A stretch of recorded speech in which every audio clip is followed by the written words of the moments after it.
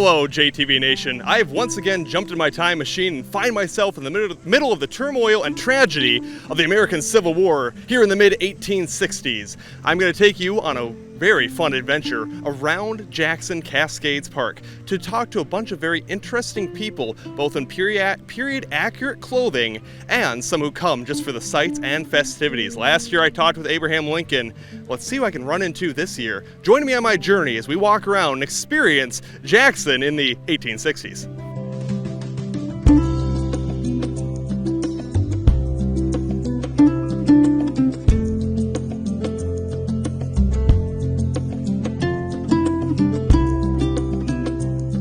I'm now here with Ben Quina, a man who was actually in the battle that you'll see in this program. Ben, you were on the side of the Confederacy out there, and talk to us about the experience of the battle, actually getting to be out there, because so many people watching may not experience that or want to. Talk about your experience, talk about what you've done to get to this point and being able to be out there doing this. Thank you. I joined reenacting in 1992 at this event, actually. This is one of my first Civil War reenactments, and I joined a group here in Michigan that portrays the 12th South Carolina, and been involved in it ever since I was about 12 years old. So the experience is wonderful for someone who loves history and enjoys the up-tempo battle scenes, the noise, the chaos. We try to recreate as close as we can, obviously, without shooting real bullets and things of that nature, to recreate the battle. And so it's intense, it's chaotic, it's loud, and we try to recreate that on a smaller scale here for the public. Can you talk, if you do know, about the inner workings then of that? Because how do men know when they have to act as if they were wounded or shot? And is there a script beforehand, or is it kind of at your leisure and you have a general idea of the end game? Your second scenario is more accurate. It's more at your leisure, your discretion. If you're feeling tired or hot or something like that, or you had a late night, you might want to go down earlier. When we're really close and we're getting intense, guys will decide to go down, but it's mostly on your honor system. And but however, we can't all go down at once. If we did, we wouldn't have a very long battle, because the thing that we don't have here that the original armies have is the scale. They had tens of thousands of men on these battlefields. We're recreating a relatively small unit action that we just that we can't all go down at the same time, otherwise we wouldn't have a very good show. Well, Ben, you have a wealth of knowledge and experience, and you've shown that and talked about that. And I heard that you've written a book as well. Yes. Can you talk to us about your book and where people can find it? Yeah, I wrote a book for the last 10 years. It's called The Invincible 12th, the 12th South Carolina Infantry of the Greg McGowan Brigade Army of Northern Virginia. It's based on all primary sourced research that I've done for about 10 years. And I just completed it and had it edited and published by Savas Beatty, LLC. They're out of California, and a very reputable, good publishing house. And it's a chronicle of one of the true great regiments in Robert E. Lee's Army of Northern Virginia, which fought in every major battle in the Civil War in the Eastern Theater. I can completely see why you want to then portray that regiment out here in these reenactments. Sir, thank you so much. Yes.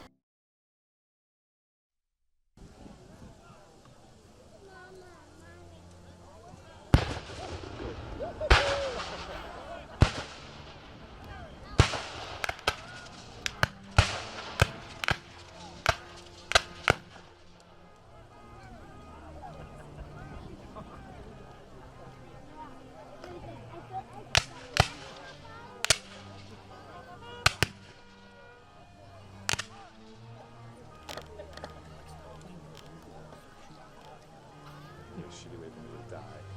It's like a heart attack triggered again.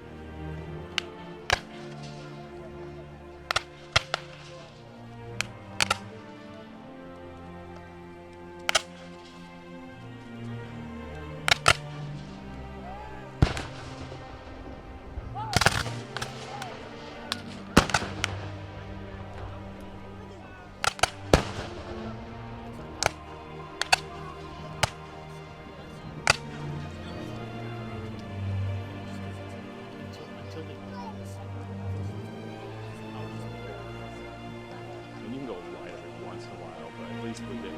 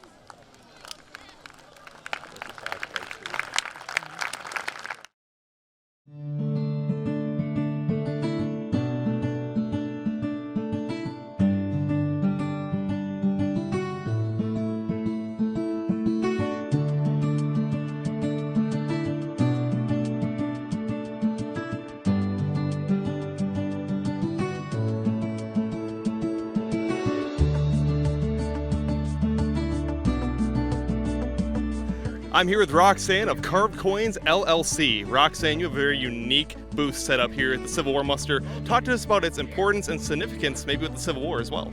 So I am a traditional coin carver. Coin carving first began in the United States during the Civil War as a trench art. Soldiers would spend months carving one coin at a time for one person. They called them love tokens. So my goal is to honor that tradition by still carving everything completely by hand, just using a handsaw, but also make it new and fun and modern for everybody. So I can do anything from replicating somebody's signature on a coin from the year they passed to a superhero that I've never heard of, and make them into fun stuff like belt buckles, bookmarks, and keychains. But it's all about taking an old art and an old tradition and giving it a new life.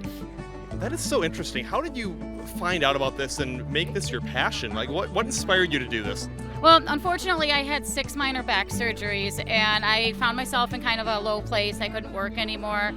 But my husband was always a coin collector with his grandfather. So we started buying and selling coins just to make up for the income. And I started making stuff that was different out of coins. And I was doing that for about a year before I started learning about how soldiers did this during the Civil War. And that's when I fell in love with it, because I believe out of tragedy comes triumph. So if those guys can do this during a war, I can do it with a bad back in my living room. Well, that's an amazing story to take a low point in your life to great new heights and inspire other people as well. Where can people find you if they don't make it out to this event? Where can they find your coins? So my website is carvedcoins.com. I do sell in several different art shows around Michigan. You can see the list of my art shows on my website, but check out carvedcoins.com, or if you're on Facebook, just go to Carved Coins and you'll find me. Well, thank you so much, Roxanne. Have a great day. Thank you. You guys have a great day. Enjoy the muster. I'm now here with a couple reenactors, Roberto and Emily. Talk to us, guys, about why you chose to come out here, wear the clothes you did, and reenact and basically rough it out here. Where did you guys come from? We're from East Point, so it's on the other side of Detroit from here. And what was the draw to come to the Jackson Civil War Muster this year? So it's something that I started doing a couple years ago. Melody's been doing it for like 16 years, 19 years, and so, the draw is like we're trying to educate people about history, real history, and this is it. It's one thing to learn about it through a textbook in school. What melody do you think gives the advantage to actually come out and living the experience here than just reading it or watching it on TV? It just gives you a different perspective. It just reminds you of how people really did live, and it just helps you to step into history and just really live it and experience it the way they would have.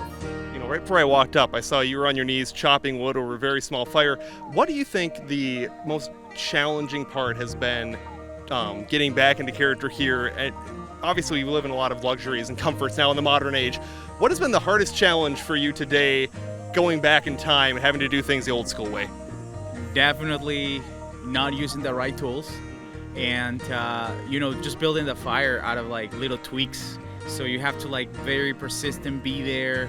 The hardest thing is just it's like a full-time thing that you're doing. Like you cannot let it, you cannot take a pause, because then the fire will go out. So pretty much that's the constant thing you have to be on, and resourcing things, like to start a fire and things like that. And I saw you sewing or knitting before I walked up. Have you always been doing that, or is that something you picked up to get more period accurate in these reenactments? I've always been really crafty, so I started sewing probably when I was 9 or 10. I remember buying a pattern at a garage sale and trying to sew clothes for my dolls. So I've always been into knitting, crocheting, sewing, crafts of all kinds. So it's really fun to bring that here and kind of take a step back in time, because I don't have a lot of time for it in my normal life. So it's really fun to actually get a chance to just sit down and sew and make something with my hands. Well, you guys, thank you for coming, because you've added so much to the atmosphere here. It would not be as special without people like you coming out here, dressing in appropriate clothing, using the appropriate tools, and really showing off for the young kids who are trying to learn history just by walking around. Thank you both so much. Thank you.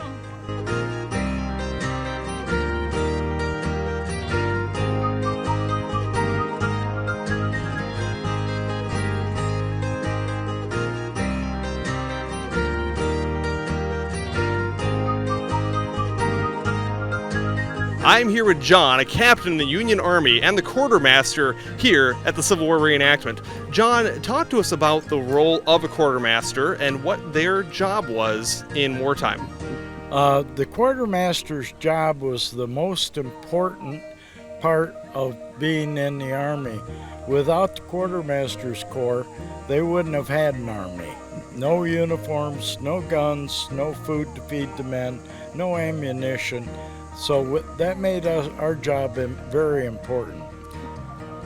I see you looking around your tent here, you have a lot of different things that people would probably come around to purchase from the quartermaster. What are some things that you have here? We didn't sell. Everything was issued from the government to the soldiers. We have soap, we have candles. Over here we have Army bread boxes, and there's a piece of Army bread laying there on the top of that box. We also got fresh vegetables. We provided hay and grain for the horses, and that was probably the biggest thing that we hauled was hay and grain to keep the horses going. We provided the ammunition.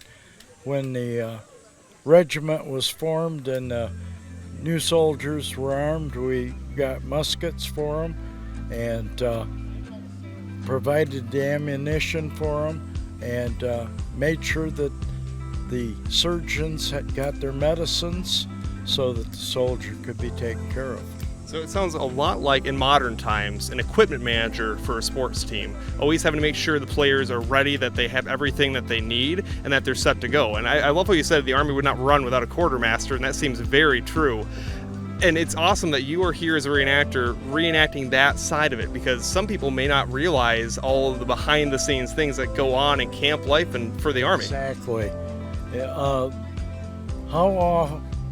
Excuse me, how well could a soldier fight if he hadn't had anything to eat for 7 days? If he wasn't able to get ammunition for his gun, how well could he fight? Because he can't go find it on his own. It has to be supplied to him. Very true. Thank you, sir, so much for doing this. We really appreciate it. Thank you for coming and talking to me. I really like what I'm doing.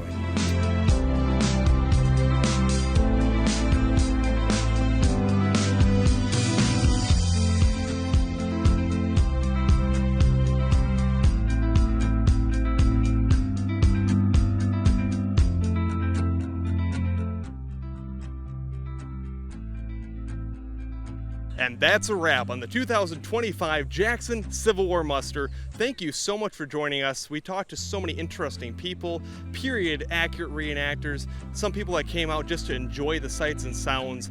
I, for one, being a history buff, love this. It's a great opportunity for everyone to get involved with history in the community. We hope to see you out here next year, Jackson, for the 2026 reenactment. But for now, I'm Max Fritz. Thank you so much, and I'll see you around on JTV.